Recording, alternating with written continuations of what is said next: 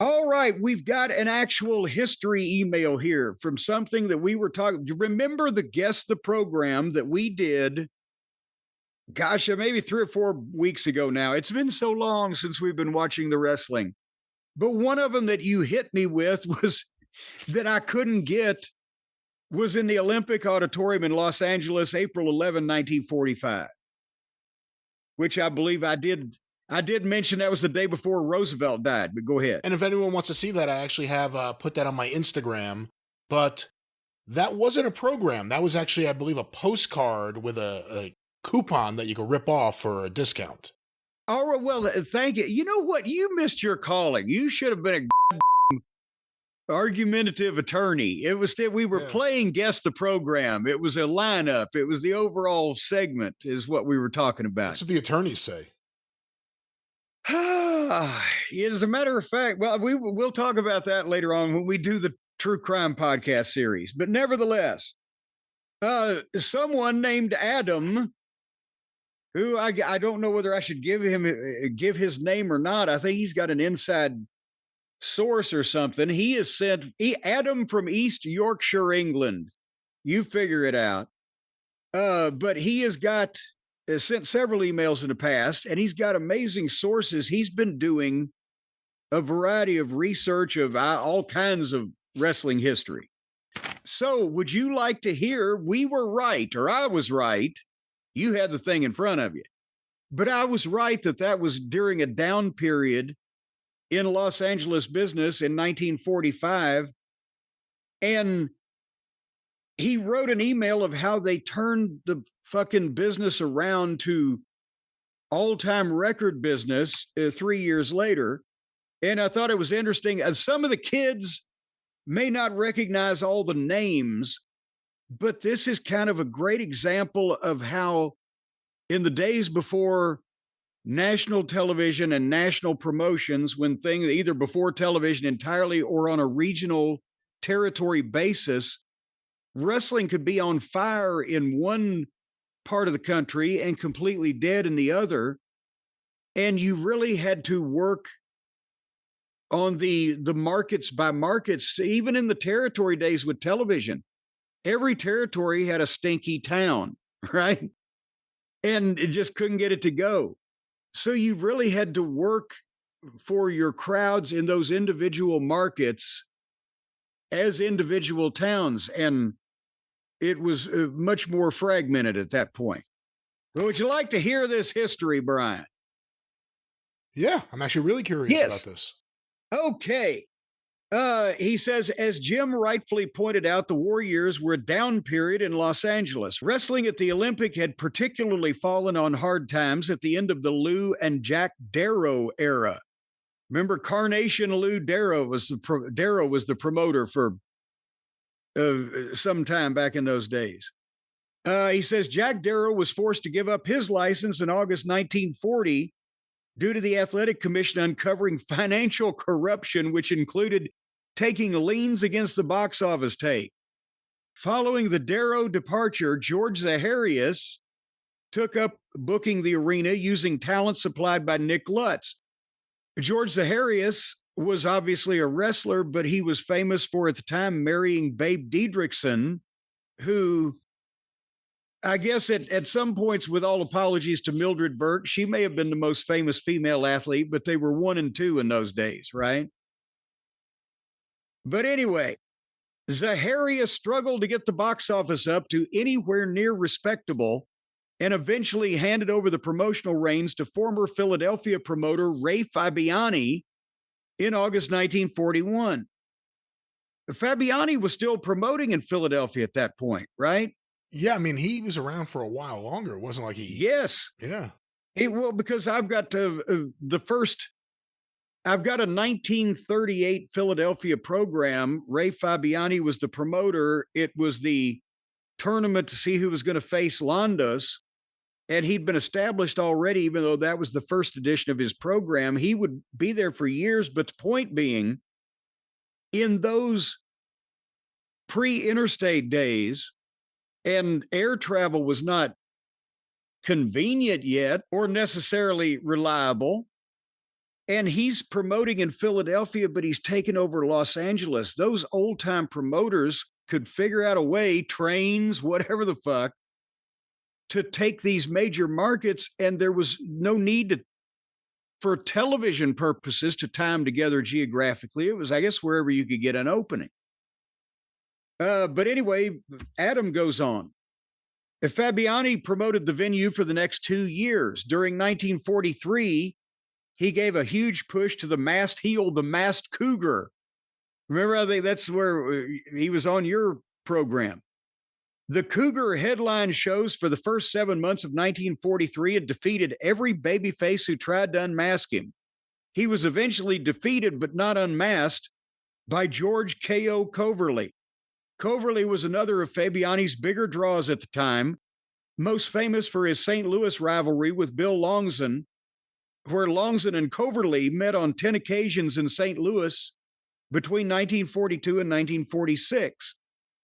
And longtime listeners of this program will remember that during World War II, the only markets in North America that were really doing incredibly big business for wrestling were Toronto, Houston, and St. Louis, and Longson was main eventing regularly in all of them. He was the biggest draw in the business for like a 6-year period. And St. Louis was, on fire, not only from the original Tom Pax promotion, but Sam Muchnick opened his company in 1945, and really business just took off from there with the competition. And then that's when they decided to get together. So they were doing tremendous business even after that period in St. Louis, but Longson was huge.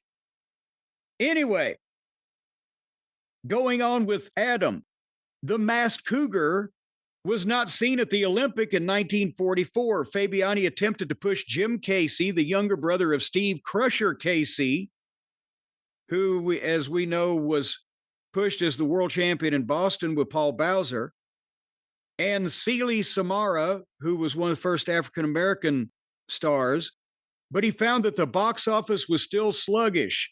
Fabiani's marriage fell apart over the course of 1944, and he departed in September. Maybe it was those trips to Los Angeles. Anyway, Walter Miller became the promoter at the Olympic. Miller tried to promote legitimate wrestlers, bringing in an aging Ray Steele and Minnesota amateur standout Cliff Gustafson, but the attempt to change things up was a disaster. The box office fell apart, with crowds of under 2,000 paying 50 cents each. This was the Los Angeles Olympic Auditorium, and the prices were lower than they were for the fucking Hippodrome in Nashville, Tennessee. And the crowds were too. Because at the same point, wrestling in Nashville was on fire because of Roy Welch and Pat Malone. But can you imagine that, Brian, that they were charging less for tickets in Los Angeles and drawing bigger crowds in Nashville than at that time in Los Angeles? That is pretty incredible. And, we had that other card that I read from Guest of Program was attached with a letter that someone sent. They weren't a wrestling fan, but they went to the card. They sent the program. I think it was 10 years earlier, 10,000 people at the Olympic for Strangler Lewis. Yes.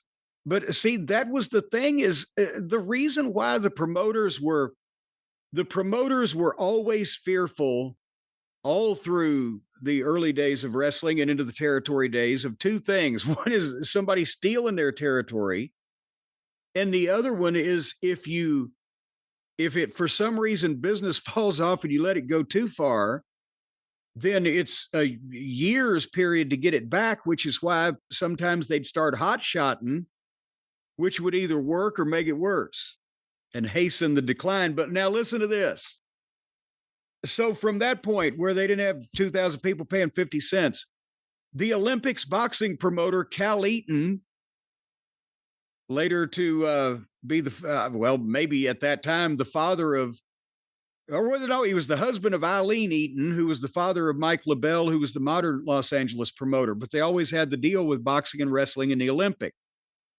Cal Eaton pulled the plug on the 26th of February, 1945. It was shortly after this that Johnny Doyle, who had been previously been promoter at the East Side Arena, became booking agent and supplied Eaton with talent. And Johnny Doyle would later in the 50s be Jim Barnett's partner in that big Midwestern territory.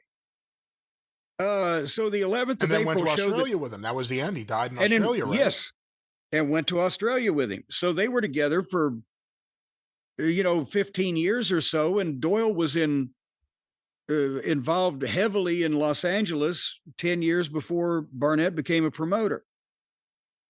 But the 11th of April show that we talked about was an attempt by Doyle and Eaton to bring back former stars to see what stuck.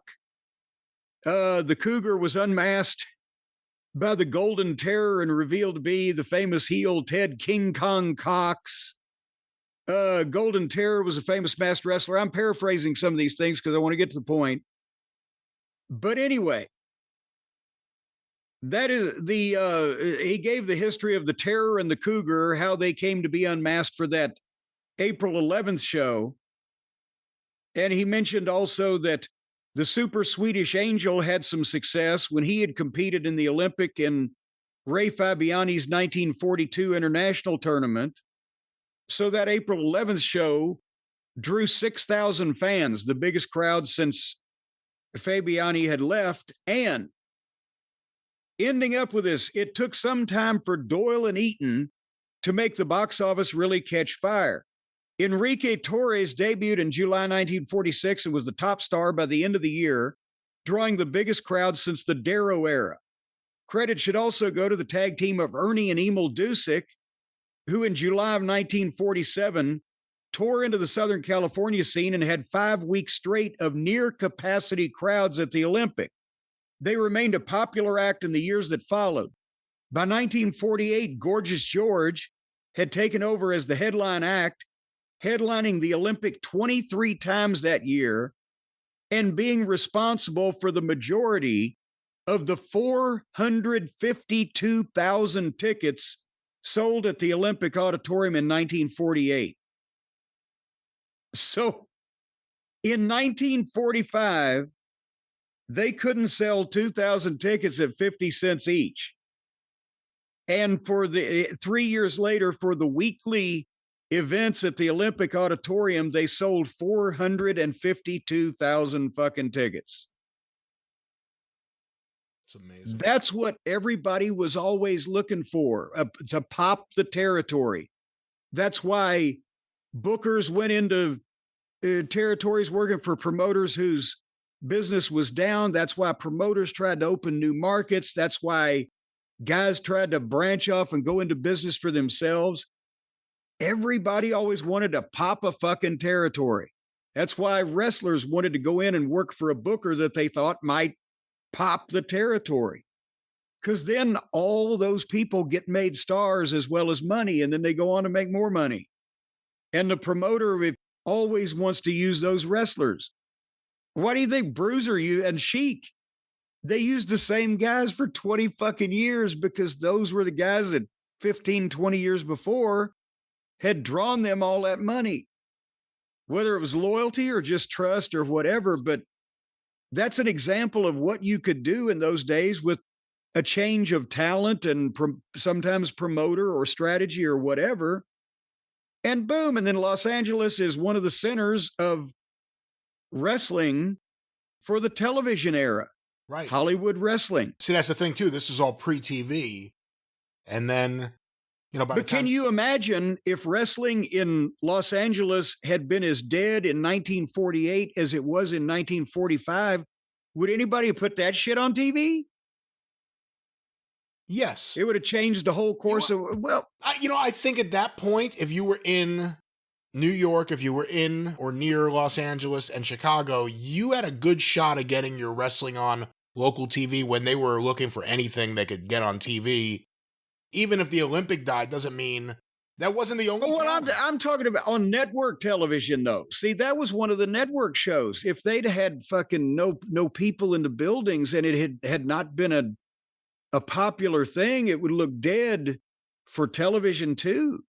What do you think about, I think for a lot of fans, it's probably hard to imagine doing angles without TV. I think it's almost a thought that angles are a part of wrestling on TV, but obviously you had to do things before TV. You had to hope it would get in the papers or the people there would leave and create buzz, but you always had to do something. And yeah, I mean, to your point, 48, they get it going again. By 1960, you have Fred Blassie, you have the Destroyer, you have Ricky Dozan, you have so much happening. We have footage that survives from the late 50s, the promos, the local promos, Yeah. hosted by Jules Strongbow in Los Angeles. But yeah, I mean, you know what? Now that I think about it, to your And point, they had to get to TV if it had completely died. I was thinking of Hollywood Legion and just all the different things they had. But yeah, if they all didn't have crowds, it may not get on TV. well, that's the thing. If they can't get 2,000 people to the big Olympic auditorium, are they going to get 500 people to the smaller Hollywood Legion? And it wasn't a hot product. But before television, the angles were the finishes of the matches at or the match the week or the show before, if it was weekly or biweekly territory or whatever. And as you said, the promoters all had somebody to get something in the newspapers, whether it was just an advertisement that they had to buy or whether they had columnists that were friendly and would write about it. But it was finishes and challenges made in the building the previous week and reported about in the newspaper. And you really had to have somebody that interested the people and got over in some kind of way to really do big business. And that's why, again, when Gorgeous George became a thing, in LA wrestling got on TV, I think, and it may have even been late 46 or 47. And Gorgeous George was made for that.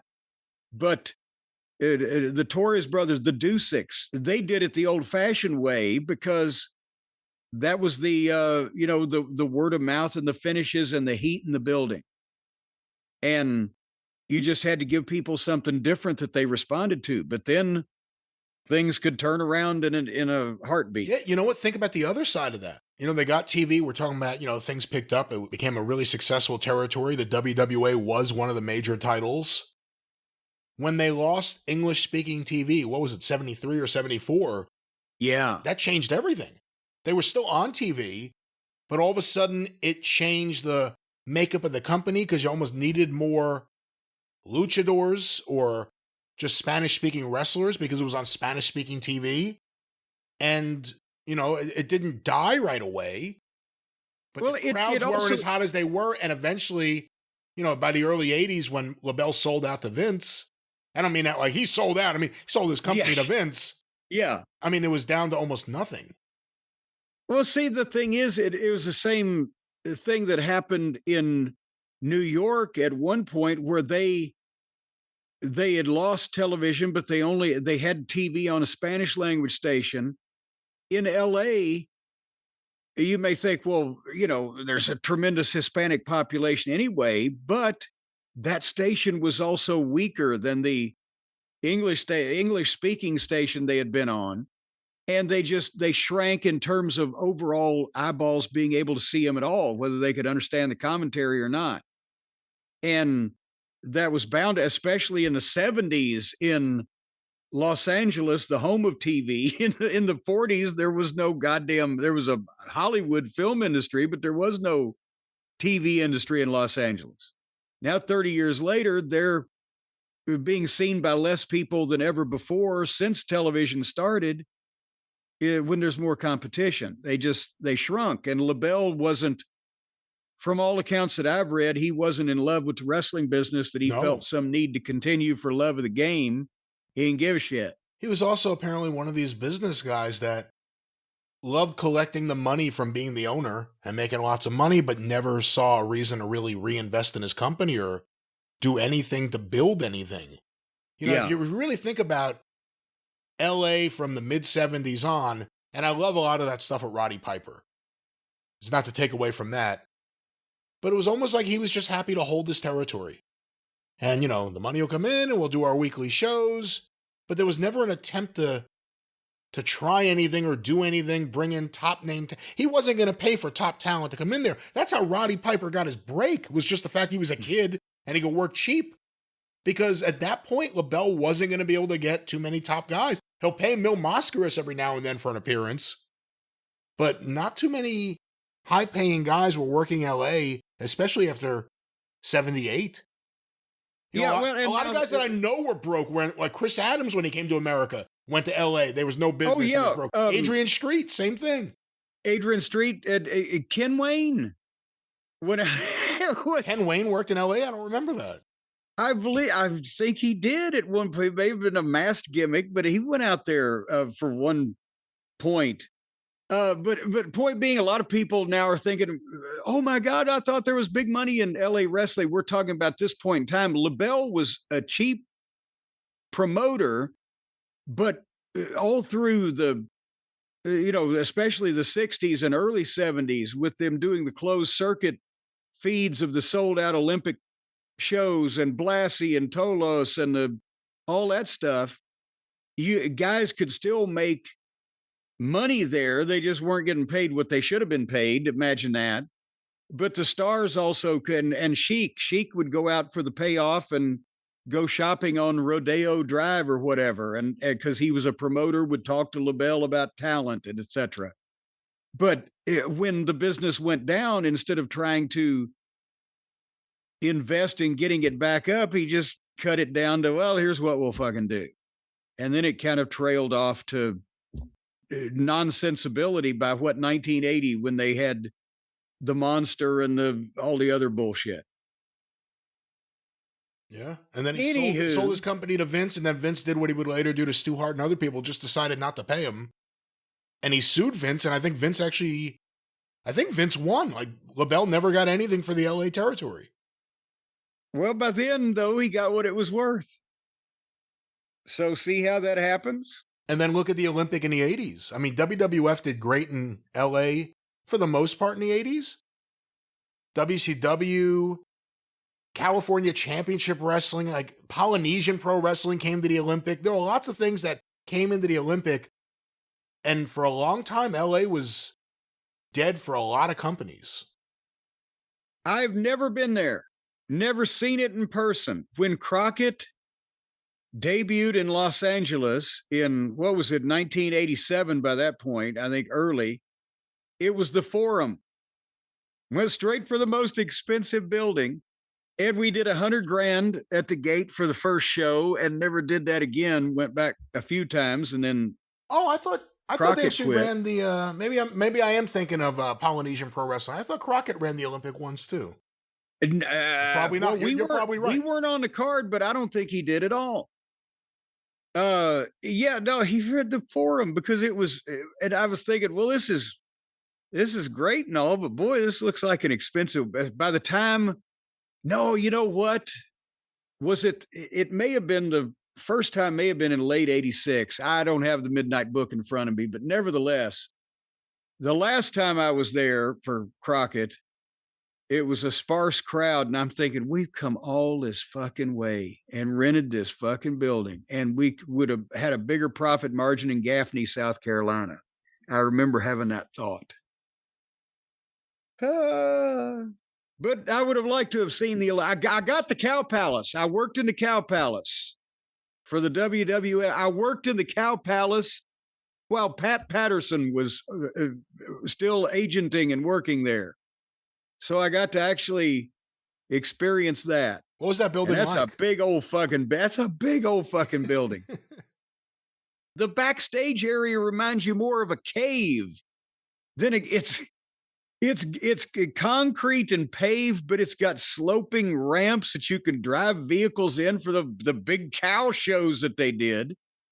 And these circular kind of walkways that go up and everything. And so it looks like you're going into a cave in the backstage area, and then a variety of little locker rooms. But you go out in that thing, it's like, holy fuck, this looks like the inside of the spaceship on Independence Day or something. It's just massive. The floor area is bigger than any kind of modern sports arena because it was built specifically for the rodeos and livestock things, which are bigger. That's why it was so dangerous for heels to be able to get back to the locker room, because especially on a big house, there was so much floor area Not just talking about getting through ringside, but then floor area that would be clogged with people and you couldn't control, and that's where they'd get you and run. So it's a very interesting place. To circle back to where we started, it's just interesting because that's the last period of time before TV where you really weren't devastated when you lost TV. You know, because after that point, if you were a promotion Yeah. and you had TV and you lost your TV, that could be the end. I mean, New York survived. There were other towns too. But, you know, Roy Shire lost his TV and that was it. Boom. Boom goes the dynamite. Well, anyway, so that's a jaunt through California wrestling history that we entertained you, me, and Tom Burke with. Good email. Thank you, But, Adam. Good email. oh, yes, thank you, Adam.